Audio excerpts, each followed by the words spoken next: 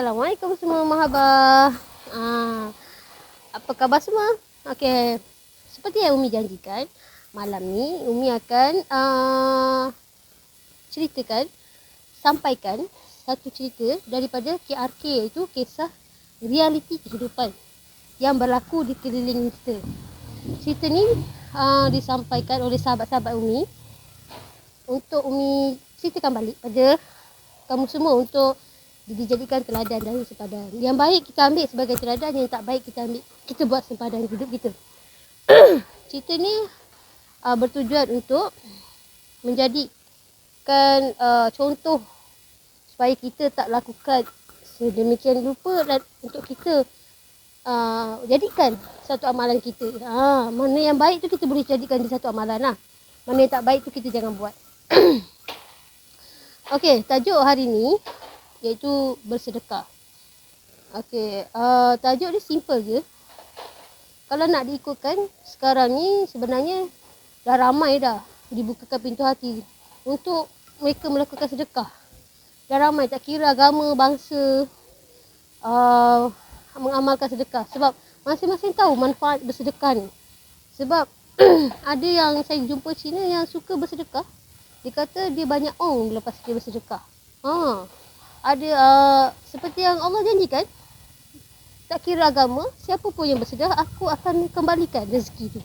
1 kau bagi, 10 aku bagi. Tak ke bagus tu, tak ke best, tak ada. Dan sedekah juga Allah janjikan tak akan pernah dijadikan apa-apa. Malah siapa yang nak kepapaan tu, sedekahlah. InsyaAllah akan dapat merasakan keadaan. Tak kira lah berapa sen yang kau ada. Maksud maaf berapa sen yang awak ada kan. Sebab excited kan bercerita macam cerita dengan sahabat kan. Bila cerita dengan sahabat, kadang-kadang Umi dengan sahabat tak ada saya awak sebenarnya, tapi kita tak boleh lah macam tu kan. Kadang-kadang kita risau kan, yang tengok video kita ni mungkin ada makcik-makcik, anak-anak. Walaupun yelah, biarlah keadaan tu berlaku secara natural kan. Kita sambung balik kisah kita. Okey, kisah saya kali ni, kisah Umi kali ni bersedekah. Dia diceritakan oleh sahabat Umi sendiri. Umi dah minta izin dengan dia untuk ceritakan balik dan dia izinkan. Kita letak nama samaran dia Hana lah, bukan nama sebenar kan. Sebab dia tak nak mention nama siapa, sebab kita memang tak nak mention pun. Okey, Hana ni dia duduk dekat utara semenanjung Malaysia. Kat bahagian mana tu, biarlah hanya Umi dan dia je yang tahu. Dan Allah. Okey, kisah dia, dalam keluarga Hana ni, dia ada seorang ahli keluarga yang tidak suka bersedekah. Dia macam allergic dengan bersedekah. Kalau dia pergi ke sebuah bank, dia nak pergi bank, nak masukkan duit ke, nak keluarkan duit ke, dia jumpalah dekat depan bank tu ada orang yang dulu kan ada yang pegang tong yang minta sedekah kan. Depan, sekarang pun ada kadang. Dia sanggup cari bank yang tak ada orang macam tu. Dia tak suka. Di tahap dia tu tak boleh tengok orang nak, padahal kita boleh je sorry minta maaf, dia tak cukup ke apa kan, kita beritahu yang dia, tapi dia tak boleh. Tengok pun dia tak boleh. Kalau pergi pasar malam pun, kalau ada orang yang bersedekah pun dia tak sanggup, dia tak payah pergi, dia tak nak pergi. Tahap dia macam tu sekali, dia tak suka orang minta sedekah ni. Nak jadikan story, keluarga susah pun dia pun takkan bagi tolong, dia takkan tolong. Dia sangat memang allergic dengan orang yang sedekah ni. Bagi dia, itu duit aku punya, asal kau nak minta, macam tu contoh. Tapi keadaan tu memang Hana cakap memang annoying lah, awkward lah kan. Macam alah tolonglah sikit kan. Tak tahu ke amalan sedekah dia, bukan tak tahu, tapi macam mana peribadi manusia, kita tak boleh nak baca. Okey, nak dijadikan cerita. Suatu hari Hana dan keluarga ni dapat panggilan Allah, jemputan dari Allah untuk ke umrah. Ahli keluarga lah, semua pergilah, termasuklah yang allergic sedekah ni. Okey, bila pergi, nak dijadikan cerita, biasalah daripada Jeddah, berhenti Jeddah, akan naik bas ke Madinah, dan kat Madinah. Ada yang ke Madinah dulu, ada yang ke Mekah dulu. Jadi kisah Hana ni dia pergi ke Mekah dulu. Lepas dia pergi ke pergi Mekah dulu Oh tak, dia pergi Madinah dulu. Lepas dia pergi ke Madinah dulu, sementara nak tunggu kunci hotel. Okey, kita akan tunggu dulu kat lobi. Mutawif kita akan deal dengan bukan deal lah, memang dah deal kan. Okay, dia ambil kunci-kunci untuk dipastikan. Kat Madinah kita tak akan duduk satu bilik dengan ahli keluarga, sebab kebanyakan Madinah tak berapa cukup lah bilik hotel. Dia akan buat kita tinggal bersama perempuan dengan geng perempuan, lelaki dengan geng lelaki. Dia tak campur. Okey, sementara nak tunggu pembahagian bilik dan roommate, ahli keluarga yang anak yang alergik ni tertidur di atas sofa. Dia tidur dikelilingi dengan orang-orang semua ada kat situ. Anak sendiri pun ada apa semua. Tapi entah macam mana, bila dia sedar, dia bangun, sling bag dia hilang. Sling bag yang kalau kita pergi umrah, kita akan dapat tag nama dan sling bag. Sling bag tu untuk kita letak pasport kita, untuk kita letak segala peribadi kita lah, duit kita ke apa ke, semua dalam tu, ubat-ubatan. Jadi sling bag tu hilang. Jadi tengok CCTV semua tak nampak. Tak ada pun orang yang ambil sling bag dia tu kan. Kalau orang nak ambil kan orang boleh tarik gitu ambil kan, tapi tak ada. Tak macam mana tengok sling bag tu memang dah hilang. Dalam sling bag tu ada duit banyak, dalam tak tahu dalam berapa ribu ahli keluarga tu bawa. Tapi memang dalam jumlah yang banyak. Jadi disebabkan hilang tu, cari semua tak jumpa apa semua, Mutawif pun kumpulkan semua ahli rombongan jemaah haji, jemaah umrah semua, dan beritahu yang salah seorang daripada ahli jemaah kita timpa musibah, kehilangan duit dan sling bag dia semula. Maka dengan inisiatif sendiri, seorang jemaah bagi sedekah. Lepas tu diikuti dengan semua jemaah-jemaah lain bagi sedekah. Seorang bagi sedikit lah, bagi. Nak dikumpulkan dalam, lebih kurang kata Hana, dapatlah dalam 3,000 rial. Banyak. Dalam 3,000 rial juga dapat. Daripada ahli keluarga tu tak suka bersedekah, Allah jadikan dia kat situ sebagai penerima sedekah. Nak bertunjuk kat dia tu, kalau kau terima sedekah, apa yang kau rasa? Kau susah, duit kau hilang. Bila dapat orang sedekah, apa yang dia rasa? Dia lapang kepala otak kan. Ada duit nak makan. Macam lapang hati, macam tenang, macam ya Allah terima kasih. Kita cakap macam tu lah, terima kasih Allah, terima kasih. Macam tu lah Allah nak beritahu kat dia, kalau hang sedekah, hang dapat lah. Hang dapat apa? Satu, dapat kat hang. Kedua, orang tu macam mana rasa? Allah nak dia rasa apa yang orang lain rasa. Sungguh manis, baiklah Allah ni, ya Allah. Lepas tu, bila dah macam tu, Allah uji lagi. Satu hari, dia nak pergi ibadat, pergi Masjid Nabawi. Dekat Madinah ni, dia ada satu sekumpulan peminta sedekah yang macam sindiket tau. Mutawif, kadang-kadang tak galakkan kita bersedekah dengan sindiket dia, sebab dia orang akan pilih duit kita. Malah dia yang tengok kita punya beg duit. Berapa yang kita ada. Kalau kita nak bagi 2 rial, tak nak, lak. Dia kata, mau nak 10 rial. Dia pandai cakap Melayu, buat susu anak. Tapi kalau seorang dia dah minta 10 rial, kat 10 orang, dah berapa banyak. Susu anak apa, mahal sangat kan? Okey. Tak apalah. Bagi yang mana yang dah terderma tu, sedekah tu, tak apalah. Allah tetap menjanjikan sesuatu. Tapi kalau boleh, sebolehnya kita Mutawif minta kita hindarkan, sebab bila dah kita bagi seorang, nanti dia beritahu ke kawan dia tau. Orang tu berkerumun, tak pasal-pasal kita pula nak belanja, tak ada. Walaupun dijanjikan, tapi Mutawif minta kita berjaga-jaga dan berhati-hatilah. Okey. Bukan tak percaya pada ketentuan yang Allah bagi, tapi faham-faham lah Lepas tu, Mutawif dia lebih suka kalau kita sedekah dengan pembersih masjid. Walaupun ada yang cakap, saya pernah dengar yang cakap, apa bagi kat pembersih masjid. Kadang-kadang ada yang pembersih masjid ni owner hotel datang situ nak sebagai orang kata nak hilangkan, nak orang kata berkhidmat untuk masjid Allah, nak khidmat dengan rumah Allah.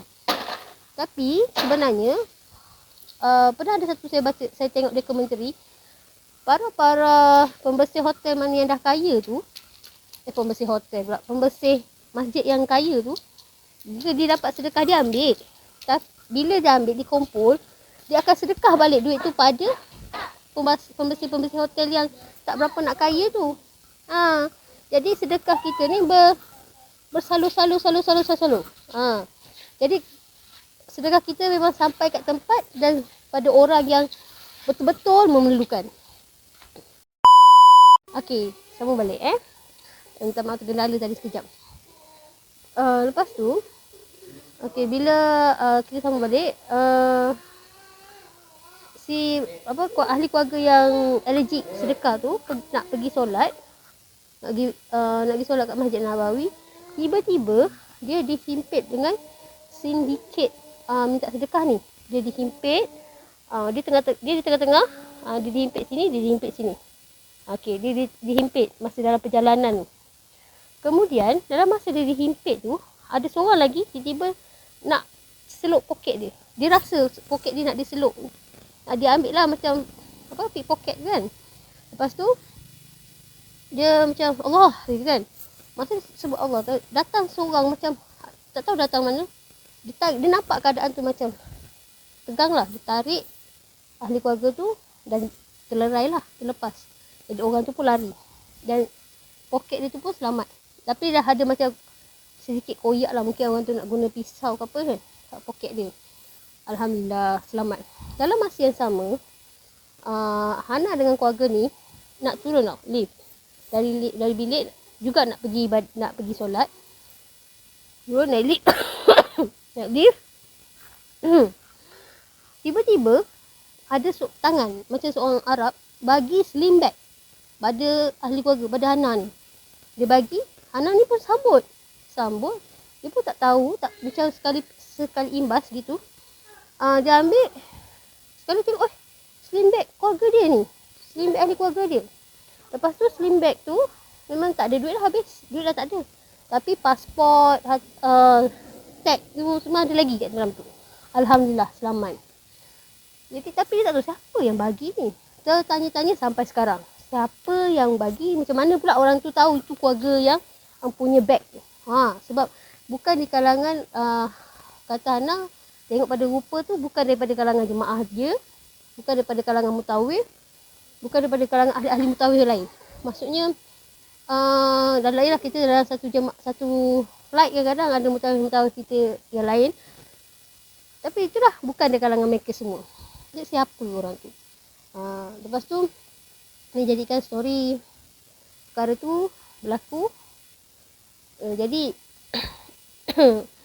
ahli keluarga dia macam sedar lah, wah aku selama ni tak suka bersedekah, aku pandang remeh pada sedekah, aku pandang hina pada orang yang minta sedekah. Bila Allah letakkan aku pada keadaan orang yang menerima sedekah, barulah dia rasa macam mana feelingnya orang yang menerima sedekah jika orang yang tu betul-betul memerlukan lah. Sebenarnya kalau ikutkan, seandainya kita lah, contoh kita kena tipu lah dengan sindiket tu, contoh kata bagi, lepas tu orang cakap itu sindiket tu, tak apa sebenarnya, jangan rasa rugi lah, mak rugi dah, tak. Sedekah tu antara kita dengan Allah dah settle, tapi dia dengan Allah tu antara dia lah. Itu masalah dia yang menipu, diterima. Tapi kita niat kita bersedekah tu, jadi halalkan je lah sedekah tu, Allah akan tetap bagi kita balik pulangan tu. Okey, nanti saya Umi akan sertakan video-video dari para ustaz daripada Malaysia dan Indonesia tentang bercakap berkenaan dengan sedekah ni. Sedekah ni memang amalan. Ada yang ustaz yang sakit dengan bersedekah jadi sembuh. Ada yang susah, dengan sedekah jadi dipermudahkan urusan dia.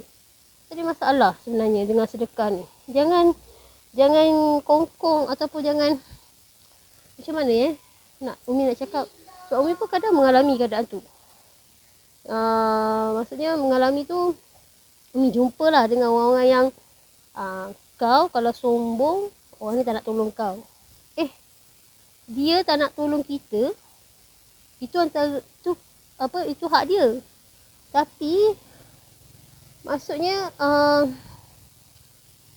dia tak nak tolong tu tak ada masalah, tak ada masalah daripada kita. Itu dia dengan Allah, dia dengan dia, hak dia lah. Maksudnya kita pula janganlah kita buat orang tu jadi macam mana Macam mana Umi nak describekan keadaan tu, sebab Umi pun tak tahu macam mana nak cakap. Jangan kita jangan kita agungkan pula orang tu. Kita kena, walaupun orang tu buat salah, kita iakan juga. Sebab apa? Tak nak orang tu tak nak tolong kita. Tak boleh. Rezeki kita Allah dah tentukan dari Allah. Awak nak tolong, awak dapat. Tak tolong pun awak dapat sebenarnya. Awak dapat tu dapat rezeki. Kalau awak tolong dapat pahala, dapat banyak manfaat sedekah ni. Kalau nak disenaraikan dalam hadis, dalam Al-Quran, banyak. Sedekah ni amalan kita sendiri. Bukan memang kebaikan dari Allah bagi. Tapi Ustaz kata, yang Umi pernah dengar, amalan kita sendiri tu maksudnya seandainya dapat kat kita lah. Pahala kita dapat, rezeki yang digandakan tu kita dapat. Amal jariah kita tu, sedekah kita sampai ke kubur kita bawa. Apa lagi? Itu memang amalan untuk kita. Amalan kita macam amalan untuk Allah, ibadah solat, puasa, zakat, naik haji, umrah, itu ibadah kita pada Allah. Kalau ibadah diri kita, inilah sedekah. Sedekah untuk memudahkan urusan kita, nak bagi kita sihat, nak bagi apa semua. Jadi bagi Umi, jangan kita nak mengecilkan orang yang minta sedekah. Malah para VVIP yang Allah panggil adalah di kalangan orang-orang asnaf, anak yatim, orang yang susah. Itulah VVIP Allah. Kalau kita buat majlis kan, kita selalu agungkan datuk-datuk. Bukanlah kita tak boleh hormat diorang, tapi at least yang kita patut letak di depan, selalu anak-anak yatim duduk terperuk dekat hotel ujung, tak campur dengan orang-orang ni. Padahal ditulis kat situ dalam banner, dalam nanti makan malam atau berbuka puasa bersama anak yatim. Tak ada pula makan malam bersama datuk sekian bersama anak yatim. Tapi anak yatim di ujung. Yang kat depan ni VVIP, datuk sini, yang berhormat, yang berhantu, semua dekat situ. Berbeza. Jadi bila jadi macam tu, sebenarnya dah salah dah. Konsep tu dah salah. Patutnya yang duduk kat depan tu semua anak-anak yatim, asnaf-asnaf. Itulah VVIP Allah yang terbaik. Ni nak apa? Kita nak betulkan balik konsep maksud tu. Dari kehidupan. Okey, kembali pada Hana tu. Jadi bila Hana balik semula, alhamdulillah, menjadi satu kesedaran daripada ahli keluarga dia. Sekarang ni dia rajin bersedekah dan hidup dia kembali ceria. Baik dulu macam nak marah je kan. Sekarang ni alhamdulillah. Adalah the moral story, the best. Dia dapat merasakan, alhamdulillah, dia dapat rasa hidayah Allah tu. Jadi sesiapa yang macam takut-takut lagi nak bersedekah, jangan takut. Jangan takut. Malah Umi pernah dengar, kita nanti kat mahsyar akan dibangkitkan dalam keadaan kita telanjang bulat. Ada yang seperti ini, ada yang seperti itu, ada yang seperti ini. Tapi kata Ustaz yang Umi dengar, seandainya kita nak bangun dalam keadaan kita berbaju, kita sedekah kepada orang baju yang terbaik. Kita beli ke baju baru, baju yang terbaik, yang cantik, sedekahkan pada yang memerlukan. Macam contoh baju raya ke, sedekah ke orang tu. Bila kita dah sedekah, insya-Allah kita bangkit dengan baju tu. Dengan baju yang cantik, yang terbaik tu lah. Tak telanjang bulat. Tak adalah rasa malu sangat. Walaupun masa tu sebenarnya tak kira dah. Tapi kalau kita fikir sekarang, alamak malulah. Macam tu. Jadi